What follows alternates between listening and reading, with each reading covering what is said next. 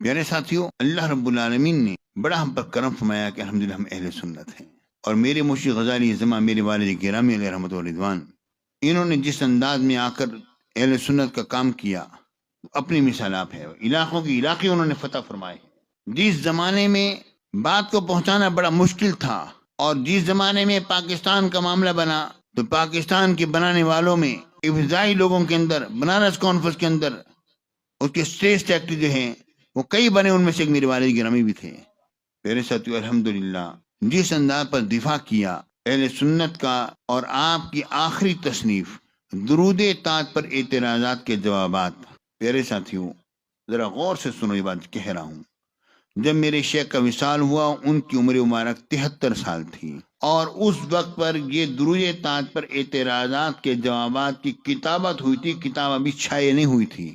اگر آپ اس ایک کتاب کو پڑھیں، اس میں ہر فن سے متعلق گفتگو ہے، یہاں تک ہر چیز سے متعلق گفتگو ہے اس کتاب کے اندر۔ آپ اندازہ کیجئے 73 سال کی عمر میں ایک بوڑھے شخص کا ذہن اس قدر قوی ہے کہ انہوں نے ایسے مشکل جوابات عطا فرمائے ہیں کہ اس کی مثال نہیں ملتی۔ الحمدللہ میرے شیخ کی جو ذہانت تھی اور جو ان کی حاضری جوابی تھی، اس کی مثال نہیں ملتی ہے۔ جو طرز استدلال میرے شیخ کا ہے، وہی سیدنا پیر مہر علی شاہ صاحب رحمۃ اللہ تعالیٰ نے کہا ہے۔ آپ ان کی سیف چشتیائی پڑھ لیجیے، اور ادھر آپ تسکین و خواطر فی مسئلۃ حاضر و ناظر پڑھ لیجیے۔ جب ان فاؤنڈیشن کے معاملے میں جب نصاب پر میں نے کام کیا، تو مولانا منظور احمد مینگل جو ان کے بڑے جو مولوی صاحب ہیں، مزاحیہ بھی خوب ہیں، ٹھیک ہے نا، تو ان سے جب میری گفتگو ہوئی، کہنے لگے ہم نے آپ کے والد صاحب کے متعلق یہی بات سنی کہ جب وہ تقریریں کرنے، جب جوانی میں جب وہ بیٹھتے تھے، تو بڑے بڑے علماء جو ہیں، وہ منطقی علماء جو ہیں،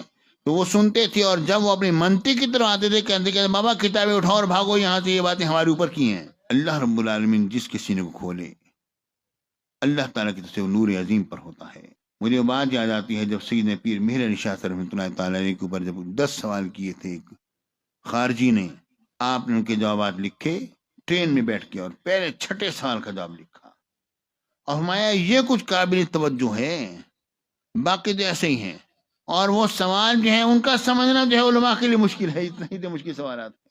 جب لکھا ٹرین میں بیٹھے بیٹھے لکھی انہوں نے سوال جواب، اور پنڈی سے ملتان کی طرف آ رہے تھے، بیٹھے بیٹھے لکھی انہوں نے پھر 10 کے بدلے میں 10 اور 2 اور سوال قائم فرمائے، آج بھی وہ تحریر ہیں۔ انہوں نے فرمایا ان کے جوابات سوائے سید کے کوئی اور نہیں دے سکتا۔